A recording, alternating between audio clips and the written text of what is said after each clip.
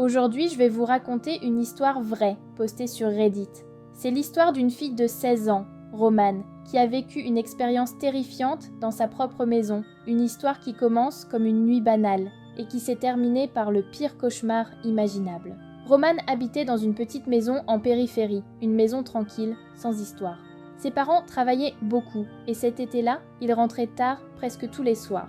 Romane était habituée à être seule à la maison, sauf que cette fois, quelque chose a dérapé. Il devait être 2h45, peut-être 3h du matin. Je regardais un film sur mon ordinateur, lumière éteinte, écouteurs dans les oreilles. Il faisait chaud, les fenêtres étaient entr'ouvertes, et là, j'ai entendu un bruit, comme si quelqu'un faisait coulisser la baie vitrée du salon. Au début, elle ne panique pas. Elle pense que c'est sa mère. Elle dort parfois sur le canapé quand il fait trop chaud. Mais le bruit continue, plus fort, plus lourd. J'ai enlevé mes écouteurs. Il y avait un silence total. Puis j'ai entendu des pas d'hommes, lents, lourds, très réguliers. J'ai senti mon cœur battre dans mes tempes. J'ai tout de suite compris que ce n'était pas ma mère. Et c'est là que la panique commence à monter. Tu réalises que quelqu'un est entré chez toi, en pleine nuit, pendant que tout le monde dort. J'ai attrapé mon téléphone, j'ai regardé s'il y avait du réseau. Je voulais appeler la police, mais j'avais peur que le bruit de ma voix s'entende. Alors j'ai juste ouvert l'application localisation pour être sûre qu'on puisse me retrouver si jamais ça tournait mal. Ce qu'elle raconte là, c'est une réaction hyper lucide. Mais imagine la peur qu'il faut pour penser à sa propre localisation au lieu de bouger. J'ai ouvert la porte de ma chambre à peine de quelques centimètres. J'ai vu le couloir, éclairé par la lumière du salon. Et dans le reflet du miroir, j'ai aperçu 2 silhouettes. 2 hommes. L'un fouillait les tiroirs du buffet, l'autre tenait quelque chose dans la main. Je sais pas, un outil ou peut-être un pied de biche. À partir de là, elle comprend qu'elle n'a aucune chance si elle reste visible. Elle referme doucement la porte, sans bruit, tourne la clé et cherche un endroit où se cacher. J'ai pensé à ma fenêtre, mais ma chambre est à l'étage. Si je saute, je me casse une jambe. Et si j'ouvre, ils vont entendre le bruit. Alors j'ai fait ce qu'on faisait quand on jouait à cache-cache avec mes frères. Je me suis faufilée sous mon lit.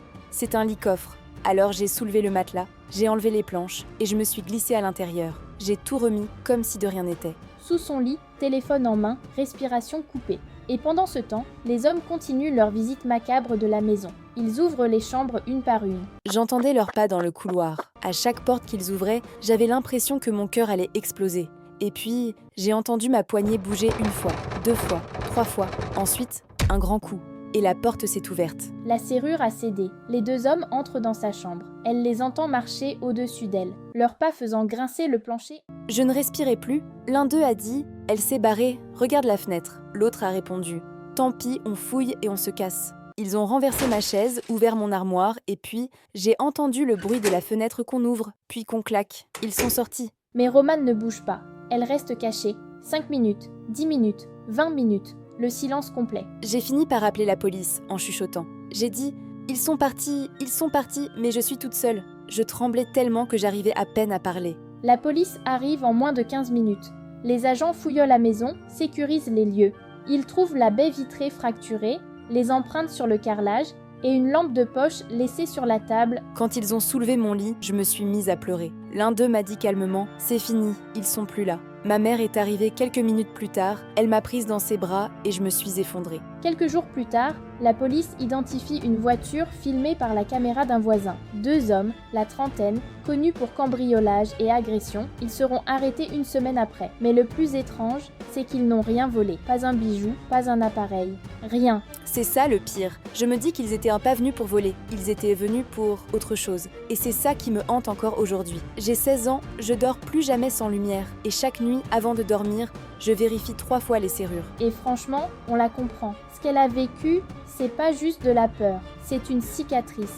Quelque chose qui change ta façon de voir la sécurité. Romane, si tu vois cette vidéo, t'as eu un courage incroyable. Et si vous qui regardez cette histoire, vous avez déjà ressenti ce genre de peur, rappelez-vous, votre instinct peut vous sauver. Et maintenant, dites-moi en commentaire, vous, à sa place, vous auriez fait quoi ?